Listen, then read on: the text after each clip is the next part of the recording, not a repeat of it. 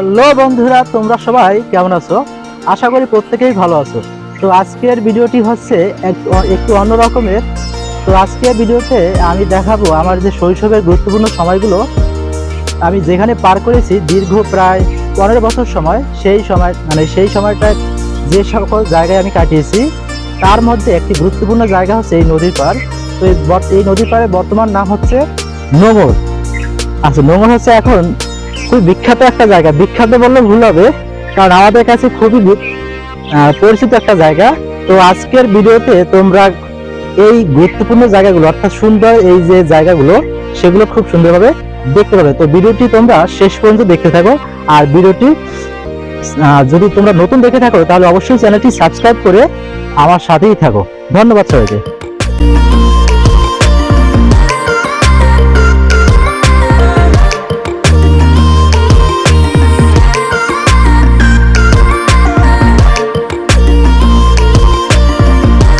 তো আজকের এই ভিডিওর মাধ্যমে আমি আমার শৈশবের সেই গুরুত্বপূর্ণ কিছু বন্ধুদের পরিচয় করে দিব।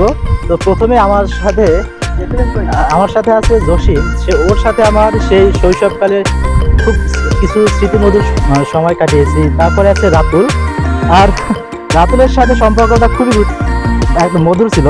আর ও ছিল আমাদের ক্লাসের ফার্স্ট বয়। আর এরপর হচ্ছে জহিদুল হচ্ছে জহিদুলের সাথে সম্পর্ক হলো ক্লাস 6 থেকে। ওর সাথে আমার প্রাইমারি লেভেলে ওইভাবে সম্পর্ক হয়নি আমার, তবে প্রায় 6ষ্ঠ শ্রেণী থেকে যখন সম্পর্ক হয় তো একদম ভাইয়ের মতো সম্পর্ক আস্তে আস্তে গড়ে ওঠে।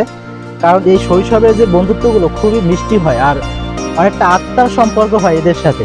তো আজকের এদের সাথে নিয়েই আমার ব্লগটা সম্পূর্ণভাবে তৈরি করব।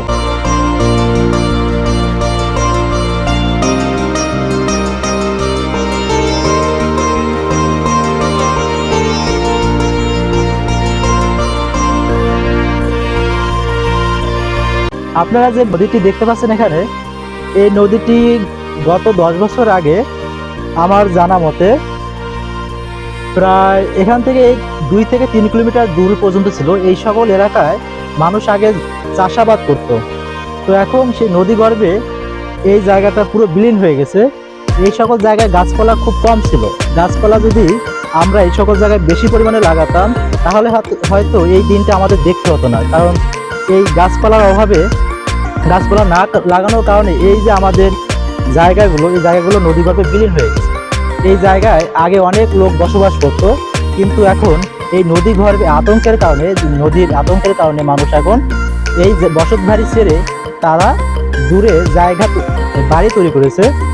তো এখন এই যে জায়গাগুলো, এখানে কিছু বালুর বস্তা দেওয়া হয়েছে, কিন্তু এই জায়গাটা হয়তো ভবিষ্যতে নিরাপদ থাকবে না। কারণ নদী যেভাবে করে আস্তে আস্তে ভিতরের দিকে ঢুকে যাচ্ছে, তাতে মনে হয় হয়তো আগামী 5 থেকে 10 বছর পরে এই জায়গাটা আবারও নদীর গর্ভে বিলীন হয়ে যাবে। তো আমি প্রশাসনের সুদৃষ্টি আকর্ষণ করছি। তো আমি চাবো যে প্রশাসন যাতে এই জায়গাটার প্রতি সুনজর দেয় এবং ভবিষ্যতে